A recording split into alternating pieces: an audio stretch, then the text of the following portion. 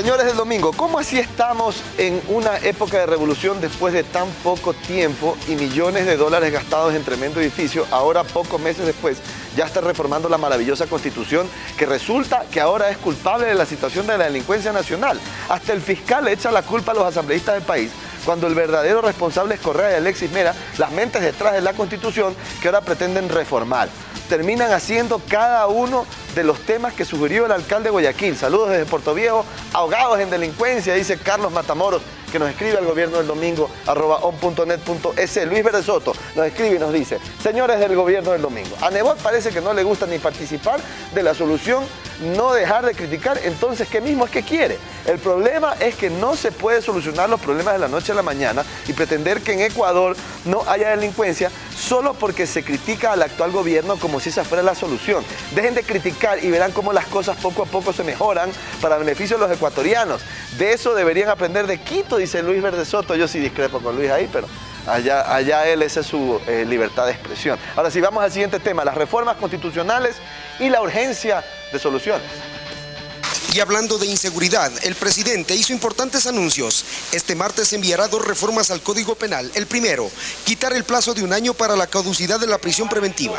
El segundo, prohibir el cambio de medidas cautelares en casos de asesinato y violación. Y algo más. Se reformará la Ley de Seguridad Nacional para que las Fuerzas Armadas puedan actuar más expedita y directamente en seguridad interna, que es el principal problema que azota a la región, al país. En el caso de que estas reformas no sean aceptadas por la Asamblea, las enviaré directamente a consulta popular. Tras el anuncio del presidente Correa de enviar a consulta popular las reformas penales que no sean aceptadas por la Asamblea, los legisladores aseguraron que, de ser así, el proceso podía tardar de 3 meses a 1 año.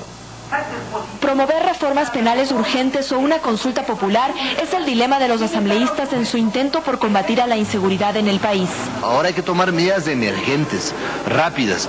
La oposición prefiere la consulta, pues sería el único mecanismo que permitiría romper el candado constitucional para dar paso a la eliminación de los años sin sentencia para delitos atroces. La medida es urgente, señor presidente, no pierda tiempo con la Asamblea, ignore la Asamblea, vamos a referéndum directo, tendrá el respaldo popular. A través de la cual los presos sin sentencia no puedan permanecer más de 6 meses en delitos sancionados con prisión y de 1 año en los delitos sancionados con reclusión. El oficialismo advierte que primero es necesario que la Corte Constitucional emita una resolución que permita ir a la consulta.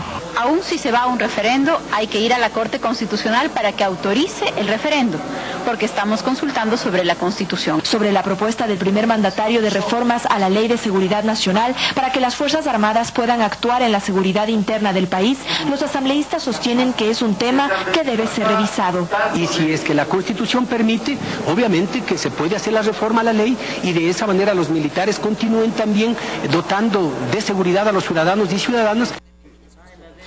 Con este antecedente, la pregunta es si son estas propuestas, la última que mencionó el presidente de la República, y estas reformas constitucionales, las soluciones que necesita el país para reducir el impacto de la delincuencia.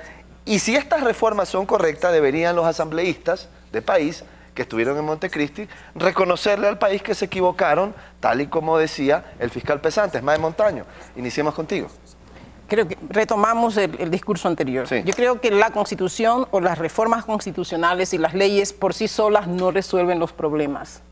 Por eso cuando nos preocupamos de hacer una Constitución mágica que sea la mejor del mundo, sin conocer o desconociendo que hay una cultura social y que hay una cultura institucional importante.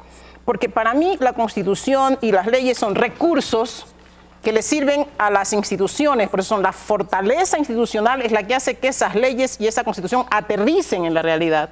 Y son los funcionarios, o sea, la solvencia de los funcionarios son los que permiten que esas leyes y que esa Constitución sea respetada y sea bien aplicada. Por eso es que cuando se define una norma constitucional desconociendo esas realidades, resulta que los resultados de la aplicación fueron peores que lo anterior. Sin que lo anterior haya sido nada maravilloso. Okay. Te pregunto algo, César. Tenía razón el fiscal Pesante. El fiscal Pesante ha dicho, yo fui a Montecristi y les dije, esto va a fracasar. Este tema del año sin sentencia, esto no es correcto. Tenía razón Pesantes y quienes se opusieron a pesantes deberían hoy reconocer que se equivocaron. César. Yo creo que en el tema de la Constitución comparto el criterio de que el problema de la seguridad del Ecuador no es un problema constitucional. Pero no es ese un factor más. Reformar no ayuda en ese sentido. Yo tengo la sensación, y soy absolutamente contrario a pretender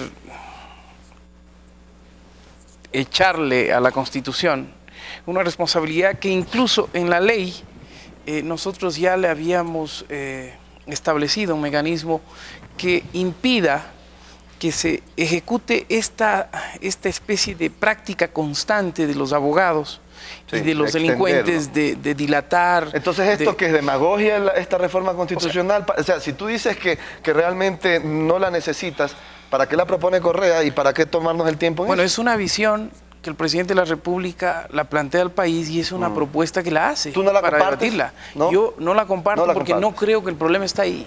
Okay. En ese marco me parece a mí que establecer en el Ecuador un gran acuerdo nacional sobre el tema de seguridad es el mandato que tenemos que hacer todos los actores, porque el problema de la seguridad no es de un solo. No, tiene una sola pata, es multidimensional. Sin duda. Y entonces, ahí me parece que en esa parte estamos nosotros en déficit. Sí, te doy ese gran acuerdo. Un ejemplo, digamos, estando de acuerdo con lo que tú dices, creo que ya vamos 2 veces, me estoy preocupando en el mismo programa que estoy de acuerdo contigo.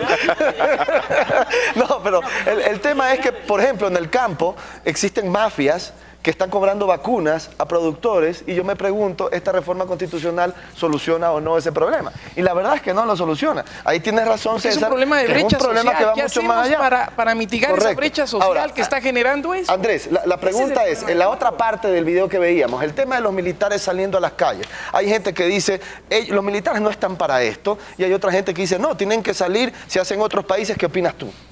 Es bueno, porque los militares tienen una logística que en ciertas áreas no tiene la policía. En esto hay que ser objetivos, si este no es un tema de ser de uno o de otro lado, es un tema de cómo contribuir a resolver los problemas. Pero permanentemente, no debería ser temporal. Sí, la logística en los asaltos y todo lo que es la delincuencia en vías de comunicación, en zonas de frontera, hasta que la policía pueda montarla pasarán algunos años. Pero bueno, en mi opinión, creo que es necesaria la presencia de las Fuerzas Armadas. De manera permanente, te pregunto. Durante un tiempo hasta que este problema al menos Pero eso no es lo que se está planteando. Bueno. En segundo lugar, yo me siento complacido de saber que el presidente Correa finalmente inventó el agua tibia y se dio cuenta de que hay otro país más allá de él y sus acólitos. Porque se habla, porque se dice, el problema de la seguridad es un problema nacional, es un problema en el que todos debemos contribuir. Yo me siento feliz de eso, porque ya hay un primer síntoma de inclusión. Es decir, a ver, todos los que no son verdes, ya, ahora sí, en esto vamos a permitirles que al menos piensen sin denostar contra ustedes, ahora te sientes que te están escuchando, ¿eso es lo que me quieres decir? Más que eso, César, la consulta popular la planteé yo en la Corte Constitucional el 10 de febrero de este año. Yo la planteé. Ok, entonces yo estoy feliz de que Correa recoja. Están recogiendo algo que tú querías. ¿Cómo no voy a estar feliz de que Correa recoja eso? Ahora, espérate, si es que eso la palabra a Betty, ya me está reclamando. Pero es que ahí me dan unos 2 minutitos, no, también tienen que darme tiempo. No, sí, al que más tiempo le han dado. Ahora, lo de la caducidad de la prisión. Lo de la caducidad de la prisión preventiva es un tema constitucional. Es un tema que hay que discutir en un solo programa. Y la ley secundaria ya ha desarrollado el asunto, no ha sido cumplida por los jueces y por los fiscales. Lo digo, no ha sido cumplida, pero si es que se quiere modificar ese tema, hay que ir a una reforma. Tengo que cerrar con Betty Amores, si no nos va a decir que no le hemos dado chance de hablar aquí. Particularmente las últimas palabras de Andrés me parece importante que él porque además está en la Comisión de Justicia y es bueno que ahí lo reconozcan, ¿no? Mira, de las 1.507 audiencias fallidas en la provincia del Guayas, 87% de ellas, el 69.6, que es casi el 70%, el 70% de ellas fueron atribuibles a la ausencia de los fiscales. Entonces, lo que debería ser la máxima autoridad de la Fiscalía es preguntar por qué sus fiscales no fueron a las audiencias que están fallidas. Pero es que esto estamos regresando no es... al fiscal, echa la culpa a ustedes. Ustedes le echan la culpa al fiscal. No. A ver, aquí, pero un ratito, hermano. Pero hay un momento. Hay ropa tendida. Que se tienda nomás la ropa, no hay ningún problema. Entonces. Lo que voy, ¿a qué punto voy?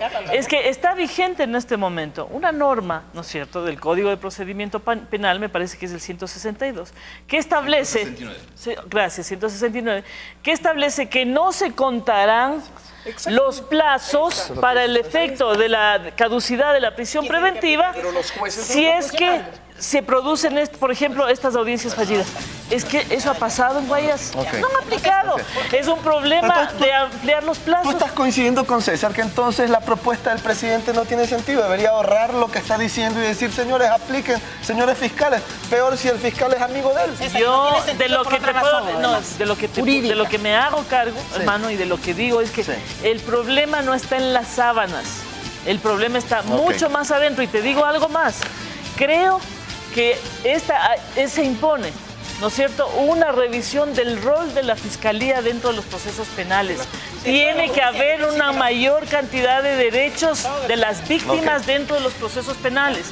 Aparte de los elementos de carácter sociológico y económico que son fundamentales. Basta de que los alcaldes sigan apostando a construir aceras y bordillos cuando tienen niños y personas jóvenes dedicándose ya a la delincuencia. ¿Militares a las calles de manera permanente, sí o no? Y luego voy con Mae, ¿sí o no? Creo que los militares tienen en este momento un enemigo interno grave, que ya no es solamente nacional, sino internacional, mafias internacionales, crimen organizado a nivel regional.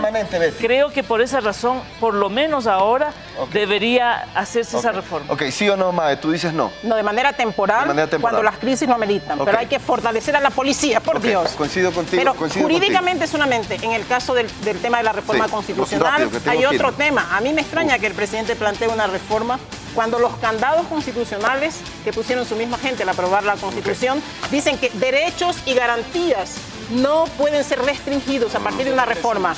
Y está hablando de unos derechos de protección que tienen que ver con los derechos al debido proceso, con el derecho a la defensa y con las garantías básicas para el tema de la privación de la libertad. Así que ese es un tema que hay que debatirlo profundamente. Pero el tema al final es político, no constitucional. Termina siendo político, no constitucional. Bueno, vámonos a la pausa, ya regresamos en 30 segundos.